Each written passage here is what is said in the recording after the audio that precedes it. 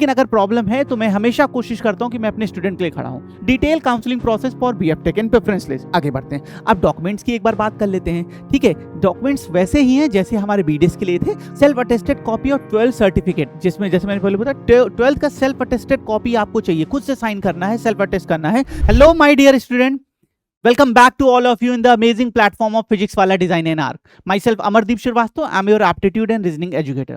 बच्चों, आपकी बहुत भारी डिमांड पे बहुत बच्चों के मैसेजेस आ रहे थे कि सर बीएफटेक के लिए थोड़ा सा गाइड कर दीजिए। बीडेस के लिए तो सब बता रहे हैं, सब जगह इंफॉर्मेशन, बीएफटेक के नहीं। और अगर मेरे स्टूडेंट को कहीं प्रॉब्लम है तो मेरी हमेशा कोशिश होती मैं उनके साथ खड़े हो पाऊं, बहुत अच्छे तरीके से, थोड़े कम अच्छे तरीके से, वो आपका जजमेंट होगा। लेकिन अगर प्रॉब्लम है तो मैं हमेशा कोशिश करता हूं कि मैं अपने स्टूडेंट के लिए खड़ा हूं।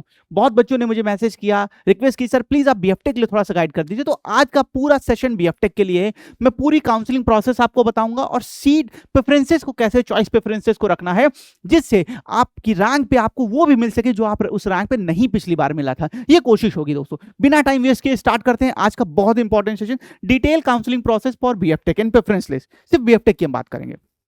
अच्छा, आगे बढ़ने से पहले एक चीज बता दूं बेटा, बीएफटेक में सबसे अच्छी बात क्या है कि आपको कोई डिपार्टमेंट का इशू नहीं है। यहाँ डिपार्टमेंट वाइज कोई भी प्रॉब्लम नहीं है। जैसे बीडेस में बहुत बड़ा प्रॉब्लम रहता है। जब हम बीडेस के लिए जाते हैं तो हमें प्रॉब्लम आती है कि हम फैशन कम्युनिकेशन सेलेक्ट करें, एक्सेसरीज करें। बीएफटेक में ऐसा नहीं है। ठीक है, तो ये थोड़ा सा है, आपको सिर्फ कॉलेज प्रेफरेंसेस पे ध्यान देना है। अब पहले कुछ और पॉइंट्स पे बात कर लेते हैं बेटा, क्या कितनी सीट्स हैं। देखो, bachelor of fashion technology BFTech जो यहाँ पे है अपैरल प्रोडक्शन में है, टोटल 652 सीट्स है। पहले सीट्स देख लीजिए, 652 सीट्स हैं, लेकिन 542 सीट्स ही ओपन है। माने ये जो हम 652 सीट्स देख रहे हैं इसमें डोमिसाइल की सीट्स भी हैं, एनआरआई की सीट्स भी हैं। इसके बारे में मैंने लास्ट वीडियो में डिटेल में बात किया, अब दोबारा यहाँ हम नहीं करेंगे। माने हमारे लिए ओपन सीट्स 542 होने वाली है। जो ऑल ओवर इंडिया फाइट होगी वो 542 है, तो हम इसी पे बात करेंगे। ठीक है, last year candidate up to 1026 rank, common merit rank की मैं बात कर रहा हूं, गॉट एडमिशन बीएफटेक। माने अगर लास्ट ईयर के रैंकिंग को देखें तो 1026 मोटा मोटा 1100 रैंक तक के बच्चे का एडमिशन मिला है कॉमन मेरिट रैंक पे बीएफटेक प्रोग्राम में। ठीक है, आगे बढ़ते हैं। लेकिन अब हमें ये नहीं पता चल पाता है इसके में कि ये एनआरआई का तो पता है, लेकिन क्या ये डोमिसाइल सीट्स है या क्या है ये नहीं पता चल पाता। लेकिन जो मैंने ये आपसे डिस्कस किया है, ये मैं आपको common merit rank open candidate की बात कर रहा हूं। ठीक है, 15 ऐसे निफ्ट हैं जो बीएफटेक प्रोग्राम ऑफर करते हैं। सारे निफ्ट में नहीं है, 15 में है। ठीक है, अब एक बार कैटेगरी वाइज सीट देख लेते हैं, ये काफी इंपॉर्टेंट होने वाला है बेटा। इससे आपको खुद से ही आइडिया लग जाएगा। जैसे आपकी ईडब्ल्यूएस कैटेगरी में मान लीजिए रैंक है 72 और ईडब्ल्यूएस में टोटल 54 सीट्स हैं, तो हम ये समझ सकते हैं कि मेरे मिलने के कॉलेज चांसेस हैं, क्योंकि जितनी सीट्स होती हैं उसके लमसम में 1.5 टाइम्स तक बच्चा एडमिशन पाता है। हर बच्चा एडमिशन नहीं लेता, कुछ बच्चे निफ्ट एनआईडी में यूसीड में सेलेक्ट हो जाते हैं, छोड़ देते हैं। ये रीजन हो या तो फीस की वजह से, लोकेशन की वजह से, बहुत सारे रीजंस होते हैं। तो कैटेगरी वाइज सीट देख लीजिए, ईडब्ल्यूएस में 54 है, ओबीसी में 146 सीट्स हैं, पीडब्ल्यूडी में 27 सीट्स हैं, एससी में 881 है, एसटी में 40 हैं और ओपन 194 सीट्स हैं। तो टोटल ये नंबर ऑफ सीट्स आपको मिलने वाली है अलग अलग कैटेगरी वाइज। ठीक है, इससे ज्यादा ही सीट्स होंगी। क्यों? क्योंकि यहाँ पे हम डोमिसाइल और एनआरआई की बात नहीं कर रहे, पर 542 जो ओपन है मैंने उसके बारे में बताया। इस स्लाइड से आपको काफी आइडिया लगा होगा।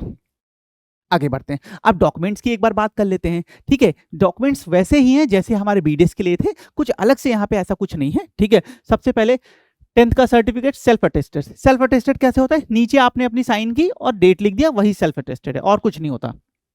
ठीक है, अब 12th की मार्कशीट चाहिए जिसमें फिजिक्स एंड मैथ, इस चीज का ध्यान रखिएगा।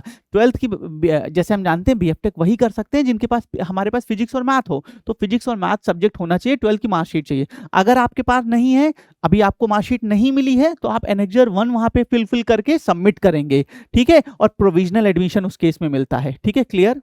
नेक्स्ट, अब ये अगला केस है बेटा, सेल्फ अटेस्टेड कॉपी और 12 सर्टिफिकेट, जिसमें जैसे मैंने पहले बताया 12th का सेल्फ अटेस्टेड कॉपी आपको चाहिए, खुद से साइन करना है, सेल्फ अटेस्ट करना है, जिसमें फिजिक्स और chemistry as a subject mention हो। कुछ अलग अलग और एनओएस से अलग अलग बोर्ड से जो यहाँ मेंशन है, कुल मिला के बात वही है कि 12th की आपको मार्कशीट यहाँ सबमिट करनी नहीं है तो एनेक्जर 1 सबमिट करेंगे, प्रोविजनल एडमिशन दिया जाएगा, वही चीज है। ठीक है, नेक्स्ट अगले पे आते हैं।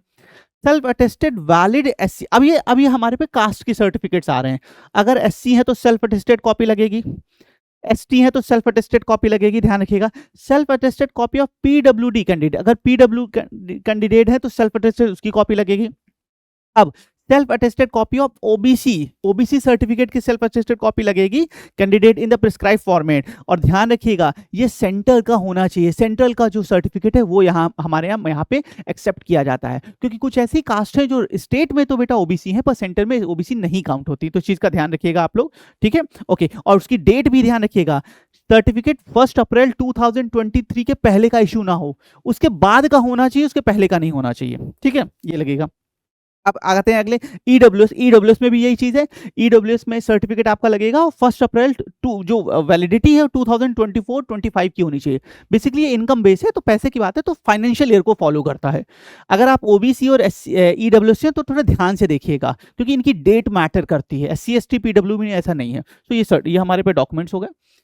कुछ और डॉक्यूमेंट्स है, ठीक है। अगर डोमिसाइल कैटेगरी का आपको कहीं ना कहीं एडवांटेज चाहिए तो 12th का क्लास का स्कूल लिविंग सर्टिफिकेट लगेगा, 11th की मार्कशीट लगा दीजिए, या प्रिंसिपल से जो हमारे हैं स्कूल आईडी कार्ड जो इशू होते हैं वो आप लगा दीजिए। इस सारे केसेस में आपको डोमिसाइल की जो सीट्स है उसके लिए कोटा है वो मिल जाता है। Next, photocopy of first and last page, NRI case की बात नहीं करते, ठीक है, हटा दीजिए, ठीक है। अब एनेक्जर, एनेक्जर कहाँ कहाँ लगेंगे, इंपॉर्टेंट होते हैं, पहले एक बार देख लीजिए फिर से। प्रोविजनल एडमिशन के लिए 1 लगेगा, ये वही लगाएंगे जिनको मार्कशीट 12 की नहीं मिली है, जिनको पास है उनको नहीं करना है। एंटी रैगिंग एनेक्जर 2 सबको फुलफिल करना है। एनआरआई फॉरेन ये अंडरटेकिंग, अगर आप एनआरआई सीट्स के लिए जा रहे हैं तो एनेक्जर 3 लगेगा, ठीक है। रिफंड ऑफ फीस के लिए एनेक्जर 4 लगेगा, हम इसकी बात नहीं कर रहे हैं, क्यों फीस रिफंड करेंगे, हमें एडमिशन लेना है, हमने मेहनत की एग्जाम निकाला है।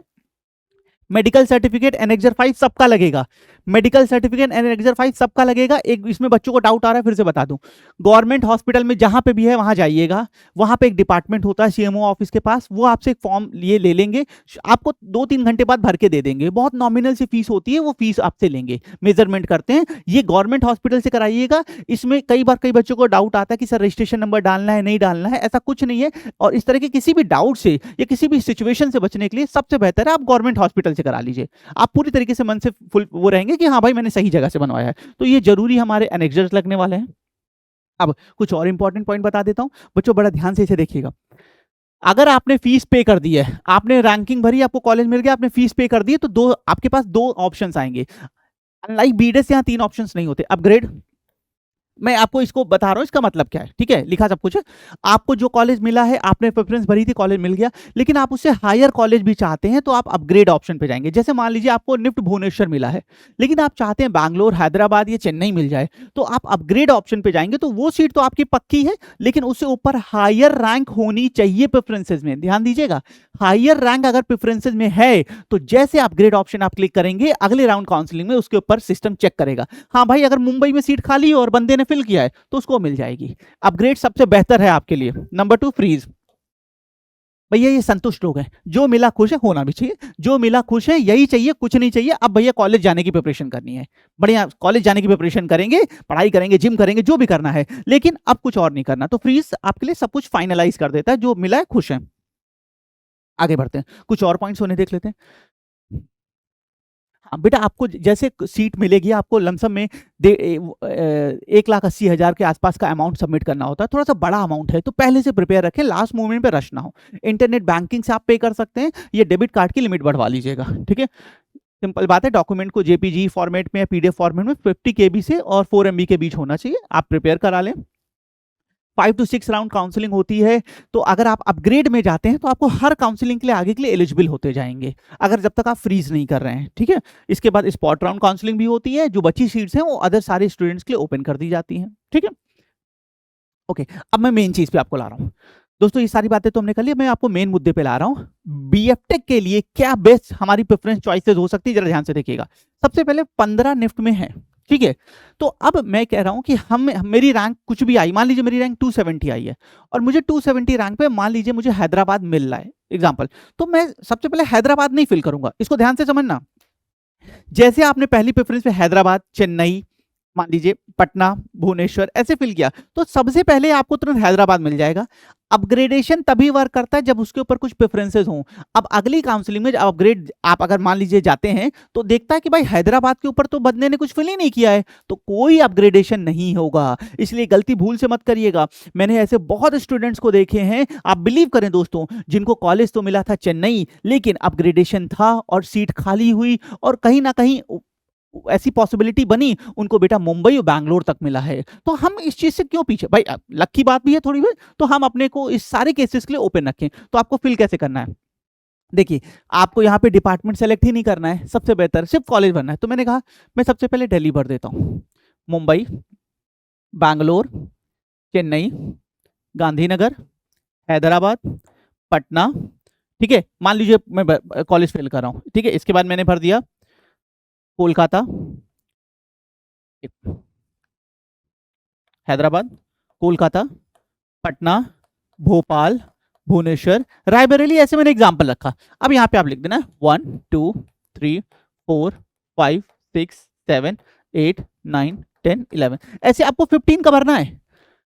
मान लीजिए आप किसी एक दो कॉलेज में नहीं जाना चाहते तो उसे छोड़ दीजिएगा, लेकिन और आपको मेजर कॉलेज फिल करने हैं, मतलब 15 में से एक दो लोकेशन के बेसिस पे, मतलब ऐसा रहता है ना, पेरेंट्स नहीं अलाउ करते, वो अलग बात है, नहीं तो आपको सारे भरने। अब दोस्तों आपको मान लीजिए आपने फिल कर दिया, आपको कोलकाता मिल गया, मान लो आपको कोलकाता मिल गया है पहले राउंड ऑफ काउंसलिंग में। अब इसके ऊपर जब आप अपग्रेड करेंगे तो सेकेंड राउंड काउंसलिंग में सिस्टम यहां से लेके यहां तक सर्च करेगा, क्या कहीं सीट खाली हो। मान लीजिए चेन्नई, मान लीजिए बैंगलोर में सीट खाली हो गई, तो आपको तुरंत बैंगलोर कॉलेज मिल जाएगा अपग्रेडेशन के होने पे, एक्टिव होने पे।